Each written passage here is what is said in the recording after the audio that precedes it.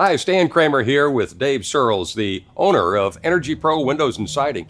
Dave, insulation is awfully important in the installation of windows. When you're buying new windows, you got to be sure they're insulated, I'm sure. Yeah, unfortunately, over the years with labor costs and everything else, a lot of companies have chosen to go the route of subcontractors, which you lose a little bit of control over how you're installing a window because they're technically not an employee. Yep.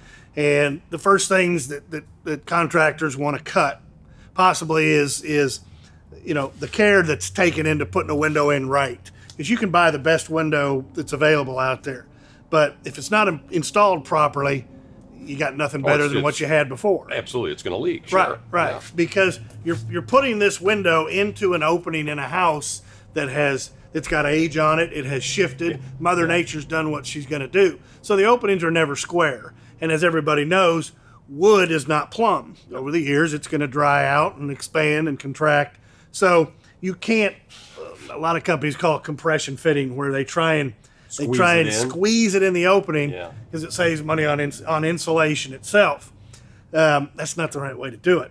You actually want to reduce the size of the window in the opening just slightly for a couple of reasons. One, doesn't matter what the opening is going to be, that's the way it is. So what you want to do is make sure that the reveal on the window, which means leveling it out here, is level. That's the only way the window is going to properly operate. Sure. So with a little room, it gives you the opportunity to do that in the opening, to square it up in the opening. Mm-hmm. It also allows you to create this insulating barrier between the buck frame or the jamb or the opening that you're putting it in and the window itself. This is an open cell foam insulation.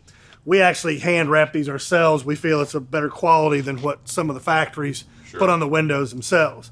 So as we put that window into the opening, this foam expands and fills any gaps around the windows. And then we take this unfaced R30 insulation here. We use it in the corners. We use it down at the bottom where a sill is usually sloped differently than the bottom of the window. Yep. And that's just, again, the extra care to make sure that we know this area is going to be tight, but you're still going to take air seeping in through the corners or the bottom, or anywhere. Yeah. And then we actually hand make a finished trim, and each house is different, but a finished piece that correct to create the finished look. And it's little steps like that can make all the difference in the world. You might save some money on the windows. 5-degree day in the wintertime comes, the first thing you're going to think when you got drafts in your windows, you're going to think, why didn't I spend the extra money to get it done right? Right. You get what you pay for. Correct.